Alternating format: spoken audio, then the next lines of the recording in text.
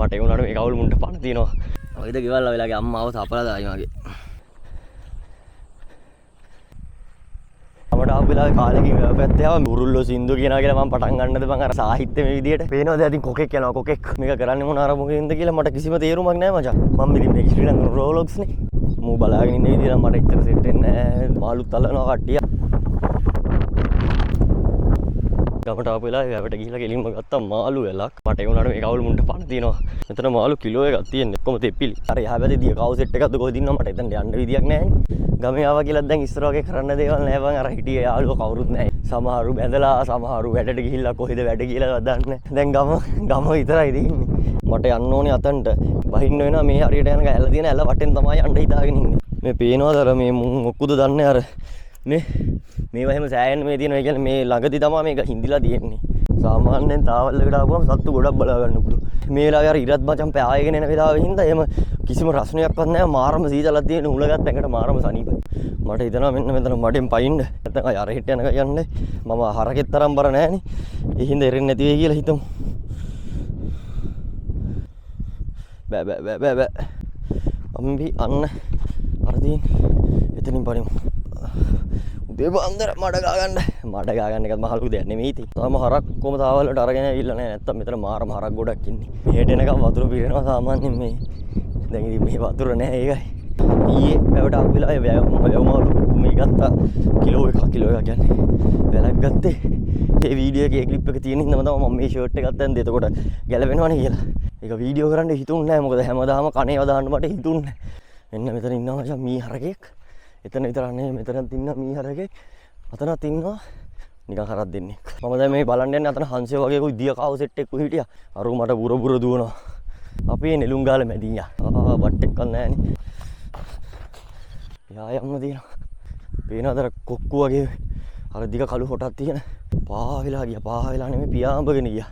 මට අර ලොක් කරන්න ආසාව තිබ්බට මට මේ channel එකට කරන්න ගත්තට පස්සේ තමයි ආසාව තවත් වැඩි වුනේ. පොස්ට් දෙන්නේ අම්මා ඉන්නවද දන්නේ නැහැ ළඟ. කොහමද? තව එක්කෙනෙක් ඉන්නවා. දුවන්න එපා. මේ හරිය තාම දෙතයි මේ පොළොව නිකන් පොඩ්ඩක් බහිනවා වගේ තියෙනවා. කුරුල්ල පියාඹද්දි ලස්සන. මම මෙතන ටිකක් ඉඳලා මේක වීඩියෝ කරගන්න. අර මං කිව්ව අර කළු හොටක් තියෙන කුරුල්ල జాති. කොයි ඇන්ගල් එකෙන් බැලුවත් ලස්සනයි බං උදේට. අන්න අතන ඉන්නවා මචං අර මෙවුන් ටික දියකාව ටික. මම වීඩියෝ එක ඔන් කරගෙන මම යන්නම් එතනට. අර පේනවා අන්න අතන ඉන්නේ දියකාව හරියට. මම ළඟට යන්න කලින් පියාඹුවොත් තමයි කේස් එක වෙන්නේ. සුදු පාට කොක්කු එහෙන් පාට ලෝකයක් මචං මේක. දියකාව ඔක්කොම ගියාවා. තමන්නේ ඈතින් හරි ටිකක් රෙකෝඩ් වෙන්න ඇති. අර අතන තඩි හංසියෝ ටිකක් නම් ඉන්නේ. මේ වගේම නම් පොඩි මාළුත් නෙමෙයි ටිකක් ලොකු මාළු ඇති. බිමට නිකන් තනකොළ අල්ලලා වගේ තරම් ලස්සනයි. අත ඕලුද නෙළුම්ද? මට ඕලු නෙළුම් වතුර ගන්න ටික අමාරු. අන්න අතනින් වාන් දාන්න තියා. මැද්දේවත් වතුර නැහැ. මෙතනත් අර ගොඩ නෙළුම් සෙට් එක තියෙනවා. අට වතන පේනවා සුදු පාට තියලා මේ ඇඟිල්ල කෙරෙච්ච මාළුවෙක්ද කොහොද ලූලෙක්ද මන්ද? අම්මර සිරි මැරිලා නේ. ඔව් ලූලෙක් තමයි ආවා. ඌ කොහොමද මෙතනට ආවේ? කුණු වෙලා දැත්තේ. ඉස්සරවා. ඒවා මේ සෑහෙන්න කුණු වෙලා සුදුම පාට වෙලා සෑහෙන්න කුණු වෙලා මේ උඩට දාමු. දැන් පොටම පොඩ්ඩක් උස්සගෙන මේ දෙක හොද ගන්න යන්න ඕනේ. මෙතනින් හොද ගන්න බලමු. යන්තම් දුරකට හොද ගන්න බැරි කමකුත් නැහැ. හොදගත්ත රෑත පේනවාද කවුරු හරි මම කෙනෙක් වතුර ගහන බටේකි. බදුල්ලේ පැත්තේ අපි ඉන්න පැත්තේ එහෙම වැව් නෑ මචං. එමට කියලා ඉතින් මාළුත් නෑ බදුල්ලේ. සතොසෙන් වගේ ඔයෙන් හරි ගත්තොත් තමයි. මේ මුන්නන් හැමතැනම ඉන්නවා මේ බෙල්ලෝද බා? පල්ලෙහින් දන්න කට්ටිය කමෙන්ට් එකක් දාගෙන යන්න. ඔය මේ තනකොළ වර්ගයන් නිකමට ගලවලා ගමුද බලන්න. අර අතන මාමා කෙනෙක් මේ කිවි දෝන. අපි උන්නන් තා චූට්ටක් ළඟට ගිහින් බලමු. එච්චර තමයි පුළුවන් ඊට වඩා යහ බෑ. වෙයි යාම ආයිම අල්ලපු ගමේ.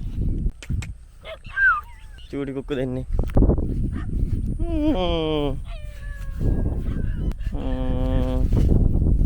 නම් මොකද්ද ඔයාගේ? මට ඔයා වරයි යන්න හිතනවා. වරයි යන්න විදියක් නැහැ. මොකද අයිතිකාරයෝ ඇතිනේ. කොහෙද ගෙවල්? ඔයද ගෙවල් වෙලාගේ අම්මාව සපලා දායි මගේ. මර අම්මා අතන ඉන්න මගේ හපයි දන්නේ ඇවිල්ලා දෙන්නගේම. ඇති යන්න.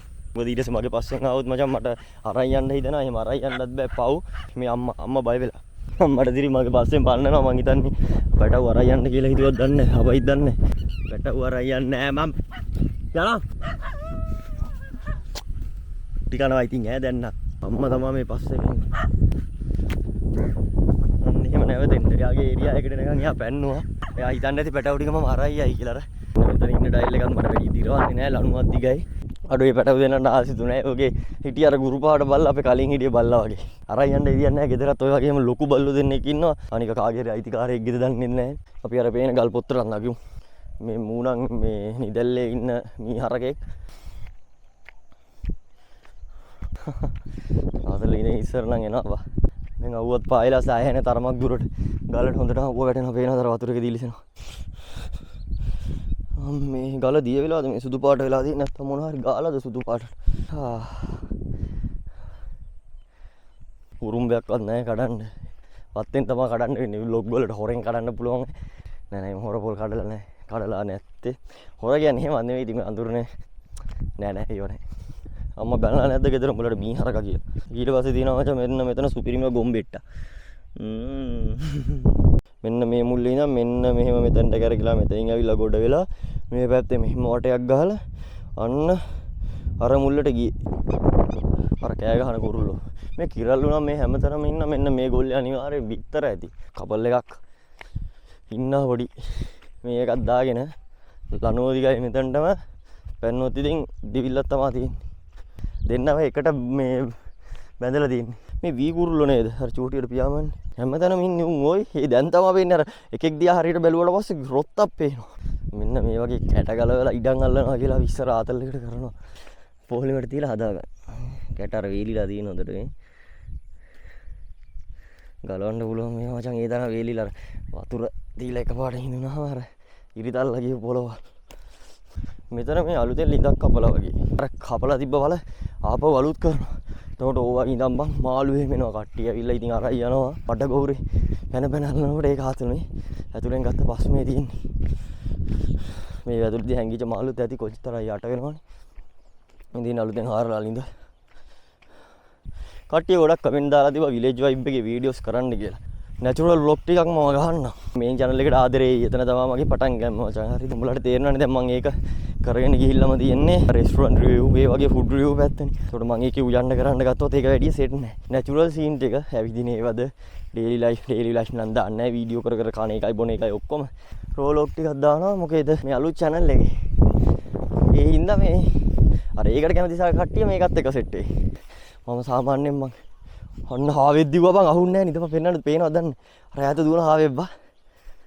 ෂේ අයියෝ ඒක කැප්චර් කරගන්න බැරි වුණානේ බා. හාව ඉන්නවා බා. හැම්ගිලා ඉඳද්දි මගේ සද්දෙට දිව්වේ පොර. අයියෝ කකුල් දෙක ළඟ ඔන්න මෙන්න ඉඳලා දිව්වේ හොයාගන්න බෑ. අරකට වීඩියෝ එකක් මේ සතිය එකක් දාගන්නත් බැරි වුණා මේ. මොකද මචං ඒකේ වැඩිපුරම බලන කට්ටිය ඉන්නේ කොහෙද? පොළබයි නුවරයි අනුරාධපුරේ. එතකොට බං මං ඒවව දෙන්න ඕනේ. එතකොට ඒව දෙන්න මම හෙට යන්න ඕනේ. කොළඹ ඉඳන් යන්න ගියවා පැය 7ක් යනවා බා. පදුල් ඉඳන් යන්න ගියවා කොළඹට. වීඩියෝස් දාන්න බලමු වීඩියෝ සෙට් එකක් එක දිගට ගාගෙනයි දාලා දාන්න. ඉතින් රෝබ්ලොක්ස් මම මේක අරගෙන එන්න.